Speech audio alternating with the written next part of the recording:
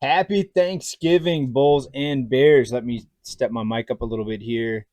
Hope everyone is well. Happy Thanksgiving. And the cuts are beginning. Are we talking about cutting turkey? Well, that and rate cuts.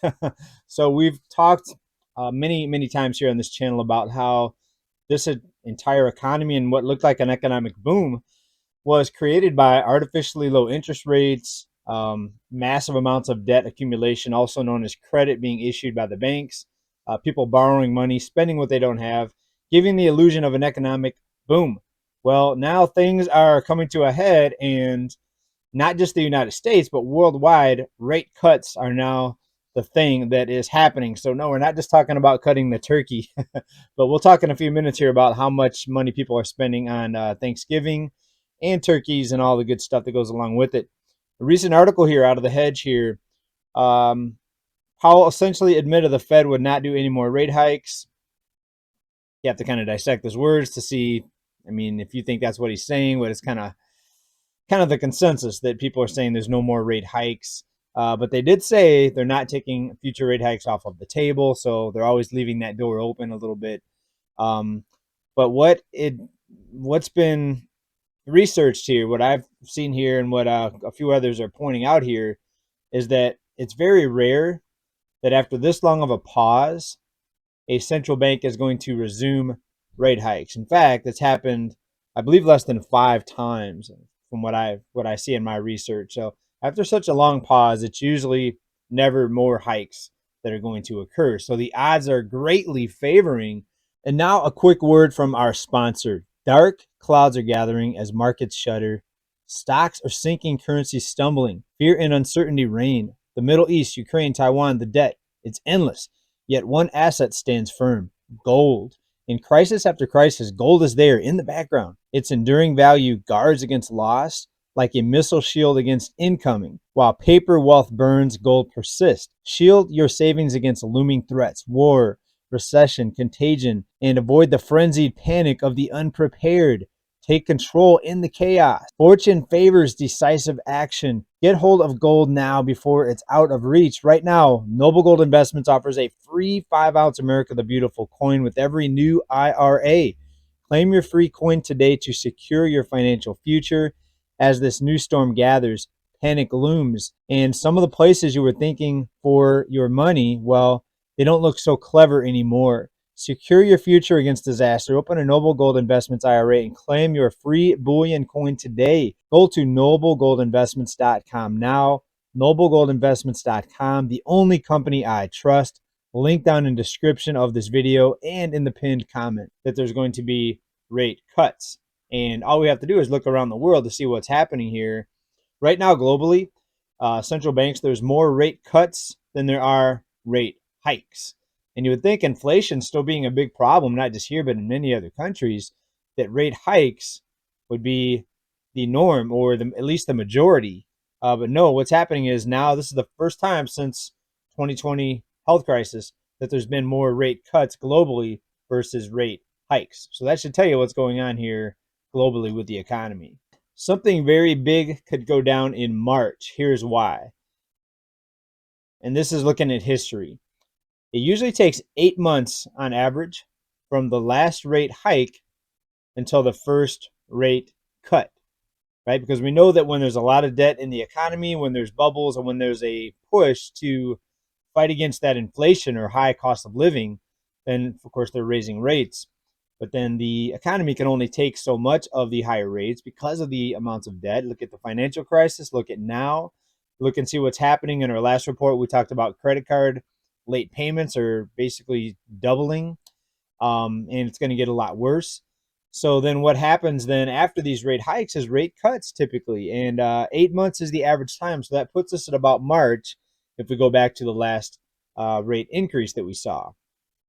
And this looks back at history. I've got a chart here. I just want to pull this up here. All right, we're looking at a chart here. This goes all the way back to, oh, wow, 1968. And this is the average time in months when the central bank, had to start cutting rates after they stopped or paused the hikes. And we go back to 68, we're looking at about 4 months. 69 to 70, that was a long one there, about 18 months, right? So a year and a half. 71, the year we came off the gold standard, that was about 4 months. 74, 7 months? So you get the point. Now, 97, 98, before the dot-com crash, that was another 18-month period there.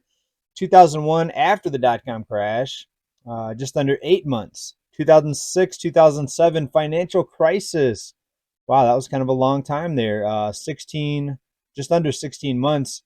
2019, remember they raised rates briefly in 2019 before we had some angry tweets come out and say, don't raise don't raise rates anymore because my great economy is going to implode. That's the gist of what happened. So just under 8 months there.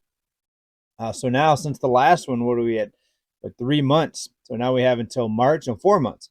So we have until March if you go off of the average, which is 8 months. Now, it could be longer, could be less, because who knows what's going to happen, what's going to break between now and then. But I'm thinking with the magnitude of the late payments that are occurring, all the people that are behind already on their student loan payments, that didn't take long, did it, for people to get behind on their student loan payments? But, a lot of people just look at the stock market and they still think everything's fine. But you have to look at what's behind the stock market. We have large institutional buying, corporate buying. There's also a recent article here called Behind the Rally. The two largest weekly buybacks on record. So there's record-setting buybacks happening right now, with a couple that just happened in the past week or two. And these broke records for the magnitude or for the amount of these buybacks. But you do not have to look very far to find bears in this economy. And we look at a couple big people, Jeff Bezos and Jamie Dimon from JP Morgan Chase, both massively selling positions in their portfolio. So we saw, what was it, 1 million shares out of JP Morgan, 141 million worth of stock, JP Morgan. Folks, that's massive. All you have to do is look what they're doing. Don't look at what anyone is saying. Just look at what the big money is doing. We see Warren Buffett in a big cash position right now. Historically, he's always held a lot of cash before big economic downturns. That way, of course, he can come in and buy assets when they're ultra cheap. Also, we have Jeff Bezos out there, and here's a CNBC article that points this out here. Jeff Bezos aggressive again Tuesday, selling more Amazon stock after unloading shares last week. So this just came out, a couple days ago on the 21st. So Bezos sees something on the horizon as well. And, they could keep this thing propped up for long enough to make people think that a downturn is never going to occur. And that's what a lot of people think right now. They think that it's been so long that there's never going to be another economic downturn, because they finally figured out a way to prevent an economic correction. Well, we see what's happening right now with the cost of living, and we know that things don't always go as planned or as the central bank wants. All right, and real quick into this article here, Bezos may sell as many as 8 to 10 million shares, which would amount to roughly $1 billion worth of stock. It comes after Bezos last week unloaded 240 million worth of Amazon shares. And this is the holiday season. This is supposed to be the time to buy, and that way all these holiday purchases can get chalked up there into the fourth quarter numbers, and you're going to have a huge blowout first quarter of 2024 because of the holiday spending. Well, obviously somebody doesn't think that's going to happen, so let that just be something else to think about when you're trying to analyze all this data here and thinking about what you're going to do and how you're going to invest, going forward here. All right, let's talk about the cost of Thanksgiving dinner if you're a vegetarian. You might not want to listen to this because we're going to talk about turkeys. Everybody's favorite, right? Not my favorite. Actually, I can't eat turkey just by itself. I have to have some cranberry sauce on it or something. I can't just eat the turkey meat. It's just too dry. Maybe that's saying something about who's cooking the turkey. I don't know. Farm Bureau Thanksgiving dinner cost down slightly from last year. People often say I don't have any good news. You're wrong. There's good news. Prices are lower than last year. One of the most expensive Thanksgiving meals is deemed to be underway for the upcoming holiday, with the average cost of the classic feast for 10 coming in at $61. That seems pretty cheap for a feast of 10. I went out for a dinner for two and it costed $61 here recently. According to American Farm Bureau, the second most expensive Thanksgiving meal in the 38 years history of this survey, last year being the most expensive, but supposedly we're down 4.5% from last year. But remember, last year we were up like, what was it, 15% from the year before. So we're still not in very good territory as far as cheap Thanksgiving meals. But here's something else regarding Thanksgiving and holiday spending here. Here's an opinion piece out of Market Watch. Black Friday is for suckers. That's what they're saying here. Last year, consumers spent more than $9 billion on Black Friday. That's going to be tomorrow or whatever day you're watching this. If you're watching it on Friday, then today is Black Friday. But I'm recording this on Thanksgiving. On the big day, $9 billion was spent, but maybe we should just reserve our shopping for things we truly need. Oh, you think so? So in other words, what they're saying here is, yes, things may be a little bit cheaper on Black Friday if you get the right sale, but people are often binging, buying things they don't need. And if you buy somebody a gift that they don't want, that's kind of a waste of time, right? They're going to end up returning it. And if you don't have the receipt, or some people don't even return it, they just donate it or resell it because they don't want to go and fight against other people or wait in the lines in the return lines. And I'm reading about more restocking fees.